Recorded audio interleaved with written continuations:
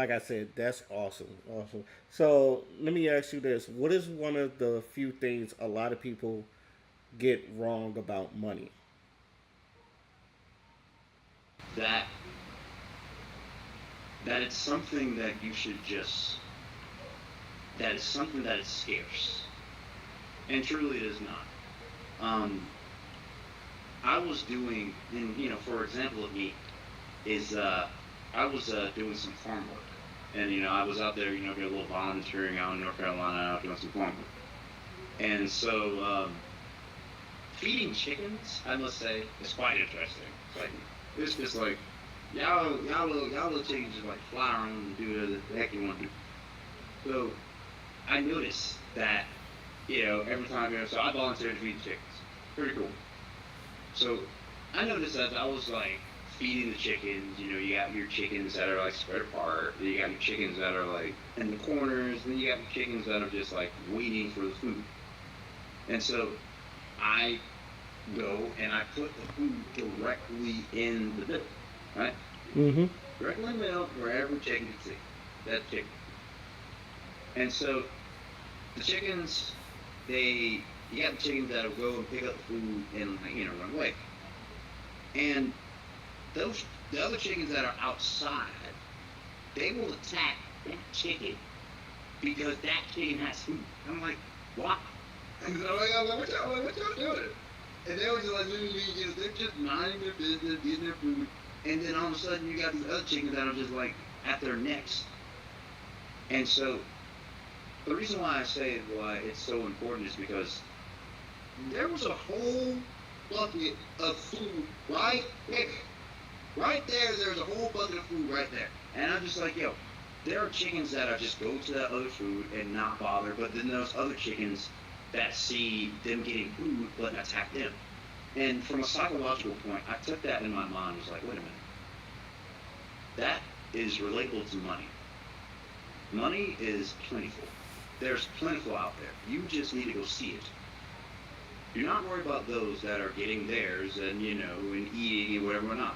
You need to go to there's still an abundance of money out there. And so that's one thing that I say that I feel that people should know that there's money is plentiful. That's what I learned. For basically around Just for feeding chickens. chickens. Just by feeding chickens. It's just like, yo, money is plentiful in this world. And so that is one message that I can say that is one thing that I must say to your question. Money is plentiful. And a second part to that, I must say, is investing is easy. It's much more easier than you think. Our company bases off, our knowledge. We do the dirty work of going to the stocks and bonds, and we've came to this conclusion of this kitchen sink language that this is not hard at all. By building our own success, we have not, I would say, mastered, but we've gotten to a point where it's like early in our stage is like, oh crap, this is too easy. This needs to be taught. And so that's where, my mission goes from there. Do you think? Okay, now, do you think we should be teaching this in school, like in high school, when people like first get out, or do you feel like um, more or less likely older people, or maybe people that's trying to get into that should learn it, or how would you go about teaching this to people? It's a shame that it's not that this type of financial education is not introduced to our schools. Um, for myself, my direction is this: is just like just building my own business. You know what I mean? Just like honestly taking it upon it myself, my life, to not only execute the moves that I learned, but being able to extrapolate the moves that I learned and going forward from there. that's honestly how my business started. And then from there, my clients have been just utterly amazed, just utterly amazed of how easy it is just making your own investment moves, not just like what YouTube videos or just like these gimmicks of what's hot in the market these days. No, just by what's in your kitchen. Simply by just what's in your kitchen. Did I get the name of the business? I'm sorry. Did I get the name of the business? Yeah. So right now, I would like to call it, or I would like to call it Dividend Aristocrats. So it's pretty much where, I have one of my favorite movies was The Aristocats from Classic. 1990s. Only the true ones know.